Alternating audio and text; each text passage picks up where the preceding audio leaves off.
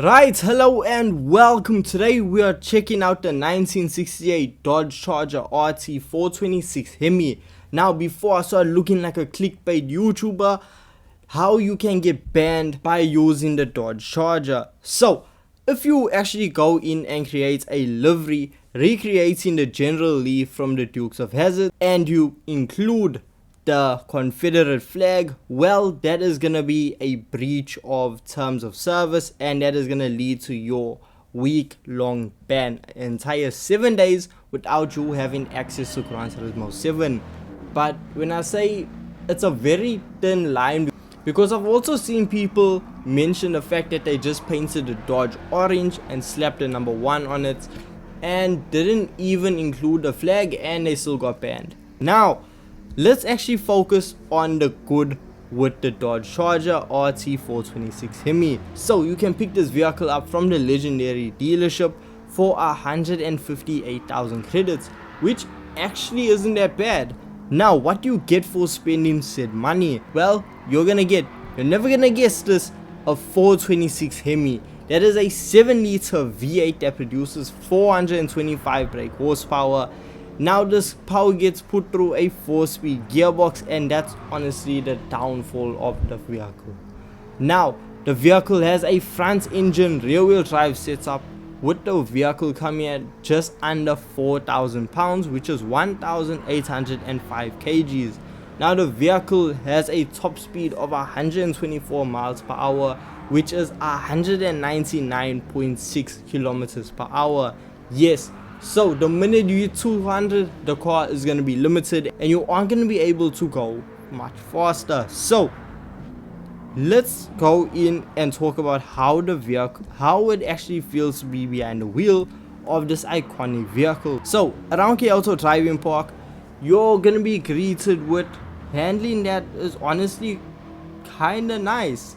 So the vehicle has a bit of sliding, like a hint of slide when it comes to exiting corners, and honestly the biggest drawback has to be the 4-speed transmission that limits you to 200 kilometers per hour. Yes, you can hit 200 before you go into the first corner, and the vehicle does have a ton of body roll. That is something very noticeable the first time you get behind the wheel of the Dodge Charger. So Dodge Charger, when it comes to cornering, it can be a bit touch and go. It does have hints of oversteer, not really much understeer to be noted, but honestly you can feel the weight of it when it comes to cornering.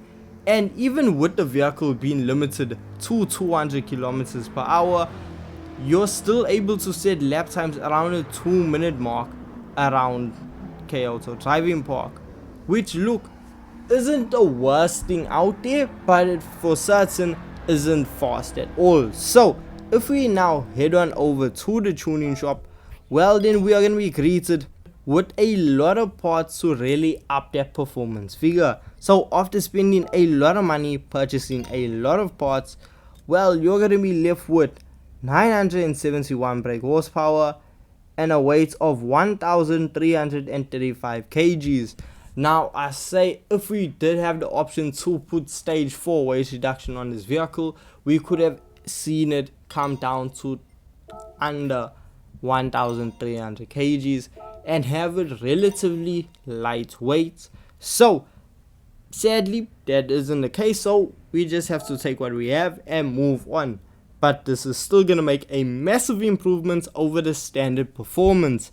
Now if we head on over to GT Auto, now something that was actually a bit fun and quirky that I liked was the Y-body kit that you can apply to this vehicle. It's actually based off the mid-engine Dodge Charger that Dominic Toretto drives in Fast and Furious 9. Then if we head on over to see the front splitter, well, we have 2 options. Then for the side skirts, we see that we also have 2 options as well. The first one being removing the antenna and the second being removing the badging. The Type A option for the rear, we see the chrome bits as well as the badging being removed, and Type B we see a diffuser being added. Then we have 3 options for a rear wing. We have Type A, Type B, as well as a custom wing option for your liking. Then if we head on over to grills, well, we have 2 options. We have a D-badge grille as well as a grille that just keeps the headlights exposed. Now the performance, fully upgraded. The vehicle is so different, it's completely different and is actually quite fast.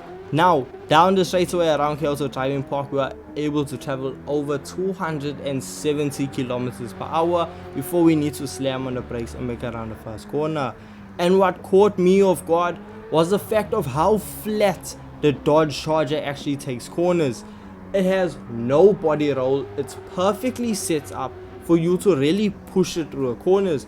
However, you might notice a bit of wheel spin. Now this can be eliminated by playing around with the differential and tweaking it to your ability and getting it to your specific needs and wants from the vehicle's performance.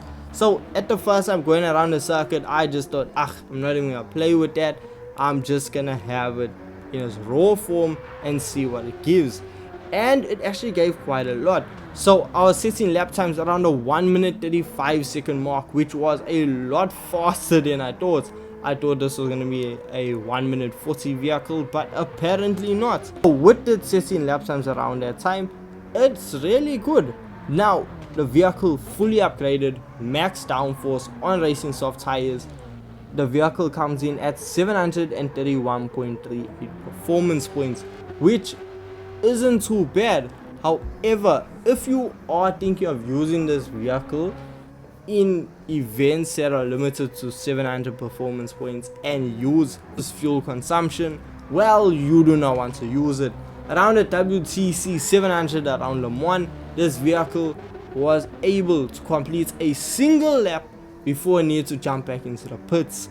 Yes, this Hemi is extremely thirsty, so if there's fuel consumption involved in an event, don't do it.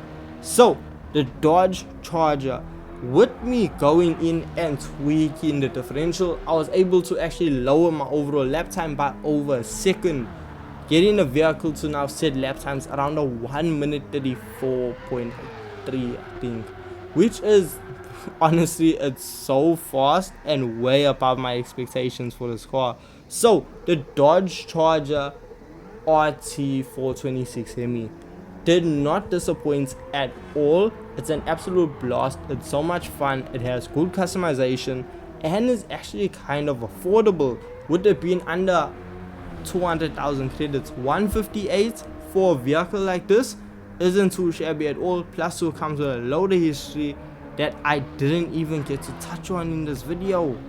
That's crazy. But anyway, the Dodge Charger is a fantastic vehicle, and if you haven't tried it out, you need to. So if you guys do want to enjoy this video, don't forget, leave a like and subscribe for more Gran Turismo 7 content, and I'll see you in the next one. Peace.